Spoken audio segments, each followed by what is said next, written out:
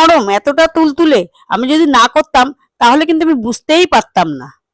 সন্ধেবেলা চায়ের সাথে রোজই তো চপ সিঙ্গারা আমরা খাই, তা আজকে একটু নতুন রেসিপি একটু নিয়ে আসলাম। আমি 2 বাটি মতো ময়দা দিয়েছি, আর 1 বাটি এর মধ্যে কর্নফ্লাওয়ার দিয়েছি, দিয়ে একটু লবণ দিয়ে এটাকে ময়দা যেমন লুচি টুচি ভাজে সেরকম ভাবে আমি মেখে নিয়েছি। দেখুন, ছোট ছোট করে লেচি কেটে নিতে হবে এইভাবে। এই রেসিপিটাও কিন্তু খুব ভালো লাগে, চায়ের সঙ্গে খুব ভালোভাবে খাওয়া যায়, এমনকি বাচ্চারাও খুব ভালোবেসে খাবে এই সমস্ত জিনিস। এমনকি স্কুলেও আপনারা টিফিনেও দিতে পারবেন বাচ্চাদের, খুব ভালোবেসে খাবে।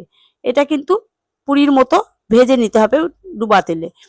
এটা একটু বড় বড় করে রুটিটা বেলে নিতে হবে, বেশি পাতলা কিন্তু হবে না, একটু মাঝারি মাঝারি মতো রুটির মতনই প্রায় করলেই হবে।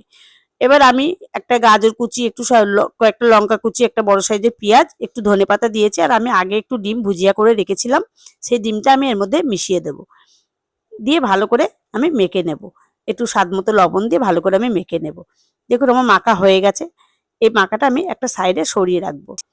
আমি একটা কোটোর মুটকি নিয়ে নিয়েছি, আপনারা চাইলে যে কোনো কোটোর মুটকি আপনারা কিন্তু নিতে পারেন।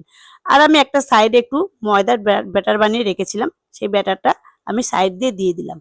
দেওয়ার পরে আর একটা রুটি আমি ওর মধ্যে দিয়ে ভালো করে চেপে চেপে আমি কেটে নেবো জিনিসটা, এরকম করে সুন্দর করে কেটে। এটা এমন কোনো ঝামেলা নেই কিন্তু, খুবই মানে সহজ এটা করা, কোনো ঝামেলা নেই। এটা এইভাবে সরিয়ে নেবো, আবার ওই ময়দাটা দিয়ে কিন্তু আমি আবারও রুটি বেলে নেবো কিন্তু, যেটা সাইডে আমি রাখলাম কেটে। এই রেসিপিটা এতটাই সুন্দর হয় খেতে, চায়ের সাথে সন্ধেবেলা খুব ভালো লাগে। এমন কি বললাম না, বাচ্চাদের টিফিনেও আপনারা দিতে পারেন, বা বড়রাও টিফিনে নিয়ে যেতে পারে। এতটাই ভালো লাগে খেতে, লুচির মতো দেখুন কি সুন্দর ফুলে ফুলে উঠেছে, এরকম ফুলে ফুলে উঠবে, এতটাই সুন্দর লাগে। আর খুব মানে এটায় কোনো মশলা বলতে কিছুই নেই, শুধু একটু পেঁয়াজ গাজর কাঁচা লঙ্কা, এছাড়া তো কোনো মশলা নেই। এটা খেলেও কোনো বাচ্চাদের কোনো ক্ষতি হবে না। কত নরম হয়েছে দেখুন, কত সুন্দর হয়েছে।